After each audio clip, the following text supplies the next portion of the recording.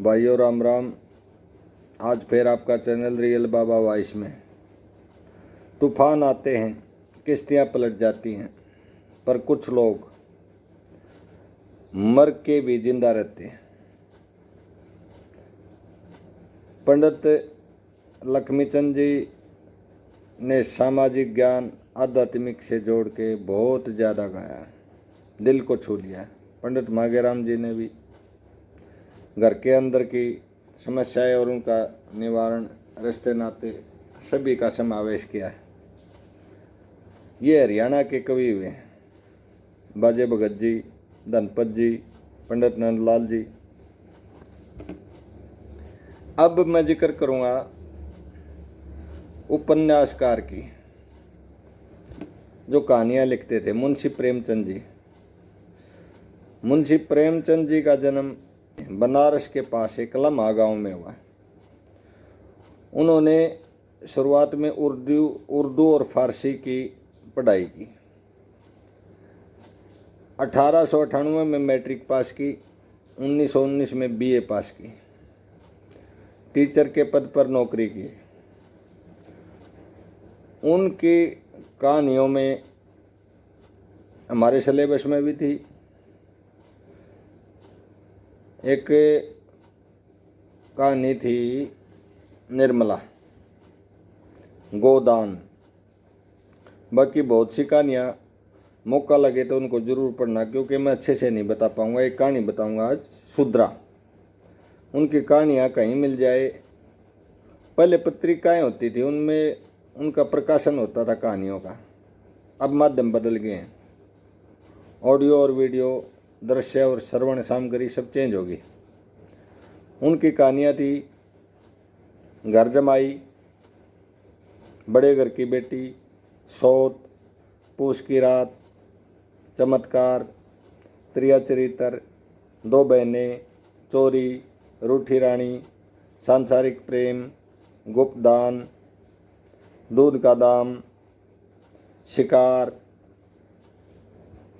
पाप का अग्निकुंड, नेकी, विक्रमादित्य का तेगा, आखिरी मंजिल, और भी बहुत सी कहानियाँ हैं। आज मैं जिक्र करूँगा उनकी एक कहानी सुद्रा की। सुद्रा की कहानी में एक विधवा औरत, गरीब कहार जाति से, गांव के एक छोर पर छोटा है मकान में रहती है। उसकी एक लड़की, विधवा औरत का नाम गंगा, उसने दूसरी शादी नहीं की। उसकी एक लड़की गोरा। अब माँ बेटी समाज के भय से बाहर खेतों में इधर उधर नहीं निकलती, सिर्फ पत्ते इकट्ठे करके लाती हैं और बाढ़ जोकती हैं। वहीं से शेर डेढ़ शेर अनाज उन्हें मिल जाता है, उसमें गुजर बसर कर लेती हैं। गोरा कुछ उम्र बढ़ती गई, थोड़ी ही जब सयानी हुई तो उसकी माँ को बड़ी चिंता होती है उसकी शादी की। अब छोटी बरादरी में गुण दोष जल्दी पहुंच जाते हैं, इधर से उधर कानों कान खबर हो जाती है। बिल्कुल माँ बेटी बिल्कुल ठीक है, पर समाज को आप समझते हो समाज कैसा है। शक करने लगता है कि इतनी मेहनत और इतना कष्ट उठाने के बाद भी रोजी रोटी नहीं चलती, और इनकी रोजी रोटी कैसे चलती है, कोई राज है। अब वो शंका कहीं रिश्ते के लिए जिक्र चलाते हैं तो लोगों की संख्या जाहिर हो जाती है, इसलिए रिश्ता हो नहीं पाता। कुछ दिन के बाद, अब मजबूरियाँ, कुछ दिन के बाद एक मुसाफिर, पहले लोग जाते थे, पैदल चलते थे और अपनी बरादरी का घर पूछ के वहाँ रुकते थे। रुकने के लिए 10-12 कोस दूर का एक बंदा कलकत्ता जाने लग रहा था। कलकत्ता जाने के लिए उसने पैदल का सफ़र तय करके आगे ट्रेन पकड़नी होती थी, और पैदल के सफ़र में जब शाम हो जाती वहाँ रुक जाता। और वो कार जाति के घर मोहल्ला ढूंढते हुए उस घर में आन पहुंचा। अब वहाँ बात से उसे ठहरा लिया, उसे भोजन खिला दिया। गंगा बात करती है। अब उस बात में रिश्ते का जिक्र आता है, गोरा के रिश्ते का। वो लड़का भी कुंवारा था, नेक इंसान था। उसने गोरा की तरफ देख के भांप लिया था कि बिल्कुल सादगी के और नेक नीति का परिवार है। उन्हें रिश्ते के लिए हाँ कर दी। सगाई के लिए वो 2 दिन के लिए अपनी बहन के घर जाता है, 5-7 किलोमीटर दूर। वहाँ से कुछ गहने लाता है और इधर वापस आके रिश्ता हो जाता है और वहाँ करीब 1 महीना रुकता है। जब उसे ठहरे कुछ दिन हो गए थे तो गांव वाले उनका अपनी शंका जाहिर करने लगे। अब आदमी दृढ़ निश्चय तो होता है, पर कहीं न कहीं बार बार कोई बात कही जाए तो वो दिल और दिमाग में घर कर जाती है। कहीं एक कोने में उस बात ने स्थान बना लिया कि माँ और बेटी कैसे रहती हैं, कैसे गुजारा करती हैं। कोई न कोई राज है। उस बात को जो दबी जबान में लोग कहते थे उसे भाप गया, लेकिन फिर भी उसका दिल नहीं आया। अब उसने गोरा से रिक्वेस्ट की कि मैं अपनी बहन के गहने वापस दे आऊँ और मैं फिर वापस आऊँगा। मैं नौकरी के लिए जाना है कलकत्ता, रोज़गार के लिए। अब कलकत्ता चला गया। करीब 12 साल हो गए। इधर बड़ी चिंता हुई। अड़ोसन पड़ोसन, सखी सहेली, गोरा की सहेली, गंगा की अड़ोसन पड़ोसन उमंग से जिक्र करती हैं, अपने पतियों का जिक्र करती हैं और गोरा से कहती हैं कि आपने कोई कच्चा शब्द कहा होगा, रुसा दिया होगा, अब तक आया नहीं। गोरा कहती है अपने पति जो परमेश्वर होता है, परमेश्वर को कोई कच्चा शब्द कहेगा। रोज़गार के लिए गया है, मुझे साथ इसलिए नहीं लेके गया, वहाँ गुजर बसर करना कहाँ उठाए फिरेगा। कहने का मतलब है समाज की प्रताड़ना झेलती रही। 12 साल के बाद एक बुजुर्ग आदमी आता है जो अपने आप को ब्राह्मण बताता है, बूढ़ा ब्राह्मण, और वो कलकत्ते से आता है कि मैं गोरा को लेने के लिए आया हूँ। और मगलू जो लड़का है, पात्र है, उसका नाम है मगलू। मगलू को नौकरी से छुट्टी नहीं मिली और मेरे को भेजा है। माँ बेटी बड़ी उल्लास में, बड़ी हंसी खुशी में उसके साथ गोरा को भेज देती है। गोरा चल देती है, ट्रेन में बैठ लेती है। ट्रेन में विचार आते हैं कि अफसर बन गया होगा, बड़ी कोठी होगी, मैं जाके क्या कहूँगी, मैं थोड़ी ही रूस जाऊँगी और रूस के फिर मुझे मनाएगा, मेरी ये साड़ी लेकर आई हूँ, ये पहन के दिखाऊँगी। विचार चलते हैं। कभी कभी बीच में स्टेशन आ जाता है, 3 दिन का रास्ता है। स्टेशन पे कुछ खाने पीने के लिए उतरते हैं तो अपनी माँ का ख्याल आ जाता है। माँ अकेली रहेगी, कैसे रहेगी, विचारों में पूरा स्पर कट जाता है। अब कलकत्ता पहुंच जाते हैं। बूढ़ा ब्राह्मण उसको रास्ते के लिए, अब गोरा सोचती है कि स्टेशन पर लेने आएगा, पर वहाँ भी उसका ऐसा नहीं हुआ, नहीं आया। फिर भी सोचती है कोई बात नहीं, कोई काम हो गया होगा, नहीं आ पाया होगा, मुझे बुला लिया, इतना ही काफ़ी है। अब मैल तो था नहीं, दिमाग में मैल चल रहा था, मकान चल रहा था, कोठी चल रही थी। वहाँ एक कमरा, कमरे में 2-4 बर्तन, एक कोने में एक चारपाई। उसके दरवाजे तक वो बूढ़ा आदमी उसको छोड़ के चला जाता है कि यहाँ आएगा, मगलू का कमरा है, मगलू का मकान है। असलियत में वो मगलू का था ही नहीं। अब उसने रात होने तक इंतज़ार किया, कोई नहीं आया, खाने पीने का कोई साधन नहीं। दिन निकल आता है, सुबह वो ब्राह्मण आता है, बूढ़ा ब्राह्मण बोलता है कि मगलू की बदली होगी समुद्र पार, और बेटी आपने वहीं बुलाया है। मगलू ने तो अफसर को बहुत कही कि मुझे 10 दिन की मोहलत दे दे, पर छुट्टी नहीं मिली। समझा बुझा के उसको तैयार कर लेता है, एक जहाज में बिठा देता है, जहाज में बैठ लेती है एक, और समझाता है कि इसमें अपने देश के लोग हैं, भाषा की भी प्रॉब्लम नहीं होगी, इनसे बात करती जाओ, तुम्हारी मदद करेंगे। ये मगलों के पास जा रहे हैं। उसमें बिठा तो दिया, एक औरत और बैठी थी, वो भी इसी टाइप से दुखिया थी, ब्लैकमेल की हुई। वो पूछती है, बहन आप कहाँ जा रही हो? कि राम जहाँ ले जाए। गोरा से पूछती है, आपके मेरे पति के पास, नाम मगलू। अब वो औरत भाप जाती है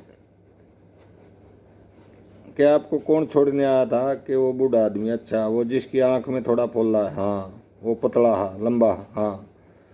बोली कोई ब्राह्मण नहीं था, कोई, ये तो दल्ला है, अंग्रेजों का दल्ला है जो तुझे बिठा के गया। और कौन मगलू, कहाँ का मगलू, कहाँ का अफसर? अब बातचीत से वो घुल मिल जाती हैं। वो अपनी स्टोरी बताती है कि मेरा पति इस दुनिया में नहीं है और मेरे साथ ये घटना हुई है, मुझे भी ऐसे ही लाया गया था। अब मरने से आगे कोई कुछ नहीं, मैं तो अपने आप को मार चुकी हूँ। अब दो तलों पर उस औरत की, दो तलों पर स्टोरी चलती है। बाहरी संसार से एक मिट्टी के समान है, अंदर संतों की वाणी समाई हुई है कि ढूंढने से तो भगवान मिल जाते हैं। सपने में उसका पति दिखता था, अब उसे दृढ़ निश्चय है जो सामने नजर आए और वो मिले नहीं फिर तो अब उसे कोई बहम कहे, कुछ भी कहे, खुल के लोगों के सामने बता नहीं सकती थी, कौन विश्वास करे। सामने जागते जागते भी सामने आने लग गया था। अब उसे ऐसे संतों की, साधुओं की ज़रूरत थी जो ये इस लाइन को पकड़ा दे कि हाँ, मुर्दे भी बोलते हैं। उसके अंदर की भावना ये थी। अब इस रील को लेके वो चल रही थी। वो गोरा को समझाती है कि गलत फंस गई, पर गोरा का निश्चय पक्का था, यहाँ तक विश्वास ही था। अब उसी जहाज में भगवान के करने हुए सामने से एक अधेड़ उम्र का आदमी आता है। अधेड़ उम्र का आदमी, बाल खिचड़ी हो चुके हैं, गाल पे चक चुके हैं। गोरा उसे पहचान लेती है, इतनी भाव विभोर हो जाती है कि मगलू है ये। पैर छूने को दिल करता है, लिपट के रोने को दिल करता है, पर भावनाओं के बहते कुछ नहीं कर पाई। इधर से गोरा का निश्चय दृढ़ के मगलू है, लेकिन मगलू का निश्चय दृढ़ नहीं है। उसे ऐसा लगा कि गोरा है, पर दूसरा विचार आता है कि गोरा यहाँ कैसे आ सकती है।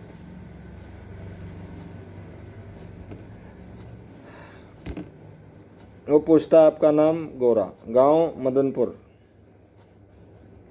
आपके पति का नाम? मगलू। क्या? अच्छा, बुझ अभी है, 12 साल हो गया, आया नहीं। इस टाइप से वो अपने निश्चय को पक्का करती है और वो संशय में है। अब ऐसे समय हो गया जैसे विचार कर रहा हो, एक साइड मुंह फेर के, कि इसको साथ ले जाया जाए, नहीं ले जाया जाए। उसकी स्थिति को देख के गोरा गलानी महसूस करती है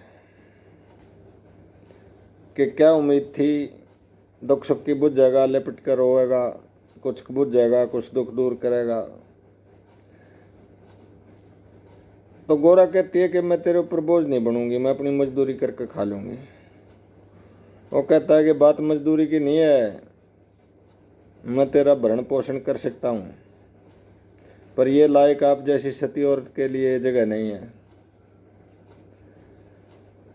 अब गोरा कहती है तो यदि आपको संतुष्टि मिलती हो तो मैं भी छलांग लगा के अपनी जान दे दूं। पर ऐसा करने के लिए भी मगलू ने नहीं कहा। मगलू किसी और चिंता में था। मगलू ने उससे पूछा कि ये कौन, के मेरी सहेली, वो जो औरत साथ थी। अब जो भी आता मगलू के सामने वो ये कहता, मगलू आज दो औरत, एक को मेरे साथ भेज दे। एक आदमी ने था कि गोरा का हाथ भी पकड़ लिया था, मगलू लाल पीला होगा, और उसे समझा दिया है मेरे घर की औरतें। अब जाते जाते वो धमकी देगा कि देख लूँगा तुझे। ये वह जहाज से स्टोरी शुरू होगी। जहाज से जब उतरे अंग्रेज अफसर नशे में धुत, मगलू ये इस औरत को मेरे बंगले भेज देना, कोई औरत नहीं है आपके पास, दो। मगलू कहता है कि साहब ये मेरे घर की औरतें हैं। अब कौन, वो घोड़े पे सवार था, ऑर्डर दे के चला गया, उसने मगलू की नहीं सुनी। मगलू चिल्लाता रहा। शाम हो जाती है, कमरे पे रात को चौकीदार आता है कि मगलू साहब ने बुलाया है। अब मगलू से मदद की गुहार लगाता है, भाई तू मेरे देश का आदमी है, मेरी मदद कर। जाके साहब को झूठ बोल दे कि मगलू घर पे नहीं है। अब वो इनकार कर देता है मदद करने की, फिर भी कहे सुने से वो झूठ बोल देता है। अब उनका अंग्रेज अफसर था, वो नशे में धुत अपने सुप्रीडेंट को कह लो, वजीर को कह लो, मंत्री को कह लो, उसको भेजता है कि जा और घसीट के लिया, मगलू को लेके आ। कौन किसकी सुनता है? मगलू को ले जाएगा। मगलू की खबर ली गई कि मैंने जो ऑर्डर किया था, ये दो औरतें कौन हैं? कि साहब मेरे घर की औरतें, एक मेरी बीवी है, एक मेरी बहन है। मगलू ने पता था कि आगे क्या होने वाला है। अब वो अंग्रेज नहीं मानता और उसे कोड़े लगाने के लिए कहता। उसे कोड़े 5 कोड़ों तक तो वो बोला नहीं, फिर ऐसे नहीं हो गया, जख्म हो गया, फिर वो चिल्लाने लग गया। उसे बरामदे में ले जाएगा और वो बेहोशी की हालत में हो गया। इधर जब रात काफ़ी होगी, गोरा इंतज़ार करती रही और गोरा इंतज़ार करते करते चिल्लाने की आवाज़ आई। उसने कान लगा के सुना चिल्लाने की आवाज़ किसकी थी, जब तक वो बेहोश नहीं हुआ था। अब वो उसी रास्ते से चलती चलती चलती चलती बंगले तक आ गई। गेट बंद था, आवाज़ें लगाई, नहीं खुला। हिम्मत करके गेट के ऊपर से छलांग मार गई, अंदर गई। अंदर जाके अंग्रेज अफसर के सामने जो है पेश होगी। इधर दोबारा से मगलू होश में आ गया था, उसके कोड़े लगाए जा रहे थे और वो देख रहा था कि गोरा आ गया। गोरा कहती है कि इसे कोड़े मत लगाओ, इसे पिटाई मत करो, मेरी पिटाई कर लो। कोई किसी की नहीं सुनता। और उस अंग्रेज अफसर ने अपनी चॉइस सीधी सीधी बता दी। अब मगलू अपनी जान दे के भी गोरा के दिल पर राज करना चाहता था और गोरा जान दे के भी अपने पतिव्रत धर्म को बचाना चाहती थी। मगलू को दोबारा से बरामदे में फेंक दिया गया। गोरा चिल्लाती रही। चिल्लाते चिल्लाते गोरा की नज़र एक तस्वीर पर पड़ गई। गोरा के पास जब कुछ दिन मगलू उसके घर पे रहा था तो उसे थोड़ा हाँ पढ़ा लिखा दिया था, थोड़ा हाँ, ताकि जोड़ जोड़ के अक्षर पढ़ ले।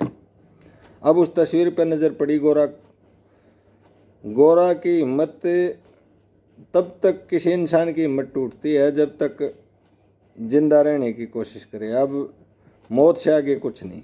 जब अपनी मौत को निर्धारित कर लेता है फिर बहुत हिम्मत हो जाती है। उसे बोलने की हिम्मत होगी कि मरना तो है ही, तेरा पतिव्रत धर्म टूटा और तूने मरना है। गोरा पूछती है, ये तस्वीर किसकी है साहब? अंग्रेज बताता है, ये मेरी मदर की तस्वीर है। आपकी मदर क्या करती थी? मेरी मदर कोयला की खान में मजदूरी करती थी, बड़ी मेहनत से पाला।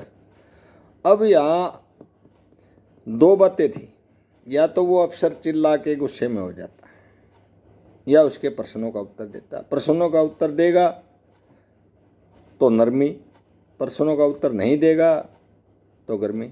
अब वो प्रश्नों का उत्तर देता रहा। उसके दिल के किसी कोने में उसकी माँ के लिए बहुत इज्जत थी, क्योंकि माँ के लिए इज्जत बहुत होती है हर इंसान की, चाहे वो साधु हो, घरबारी हो, अफसर हो, कुछ भी हो। गोरा पूछते ही, ये किसकी है तस्वीर? मेरी मदर की। आपकी मदर क्या करती थी? ये काम करती थी, मजदूरी करती थी कोयला की खान में। आपकी मदर आपको, गोरा कहती है कि आपकी मदर आपको बहुत प्रेम करती होगी कि हाँ, कि इसकी आत्मा क्या कहेगी, आप इतने जुल्म कर रहे हो। अब बात करते करते करते करते वो इमोशनल हो जाता है। उस तस्वीर पर माथा टेक के रोने लग जाता है। ऐसा लगता है जैसे अपनी मदर से माफ़ी मांग रहा हो। यहाँ जो सीन चल रहा है, उधर मगलू क्या सोचता है? मगलू सोचता है कि गोरा भी बाहर आएगी चिल्लाती हुई और अफसर उसके साथ साथ आएगा। ऐसा नहीं हुआ। फिर उसका निश्चय बढ़ गया कि अब गोरा नहीं आएगी, गोरा तेरे लायक है ही नहीं। यहाँ तक निश्चय हो गया, क्यों, टाइम काफ़ी हो गया। अंदर सीन क्या चल रहा है कि अफसर संकल्प ले लेता है। अफसर संकल्प ले लेता है, मैं गलत काम नहीं करूँगा। दोनों बाहर आते हैं। मगलू को अस्पताल में भिजवा दिया जाता है। गोरा उसके साथ साथ है। कभी बेहोश हो जाता है, कभी सौदी में आ जाता है। मगलू जब सौदी में आया तो गोरा से पूछता है, तू कब आई? कि मैं तेरे साथ ही हूँ। अब कटाक्ष करता है मगलू कि गोरा, बंगला में जगह नहीं थी कि यहाँ आ गई। सब कुछ सहन कर सकती है, शंका सहन नहीं कर सकती औरत। अब यहाँ उसके लिए सब कुछ ठीक था, पर यहाँ उसकी बात, कड़वी कड़वी बातें सहन नहीं हुई। अब गोरा वहाँ से निकल लेती है। साथ में एक 2 फरलांग पर एक नदी थी। उस नदी में छलांग लगाने के लिए विचार आते रहते हैं कि अब जीने का क्या होगा, जीने से क्या फ़ायदा होगा। अब वो जो औरत के साथ थी उसका भी नदी के किनारे पहुंच जाती है, छलांग लगाने ही वाली है। फिर उस औरत का जिक्र दिमाग में विचार आ जाता है, उस औरत का क्या होगा। अपनी माँ का आ जाता है, माँ का क्या होगा।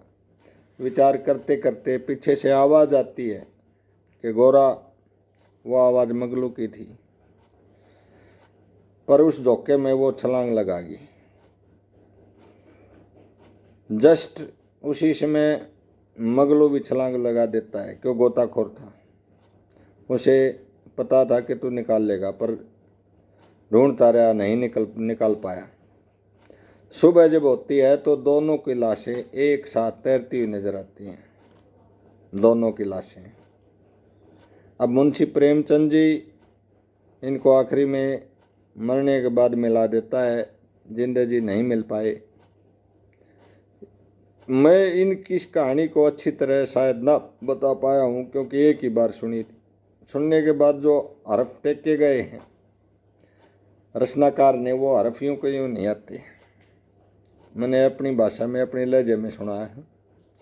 इसको पढ़ना, ज़रूर पढ़ना, किसी भी कविता को पढ़ना, किसी भी उपन्यास को पढ़ना।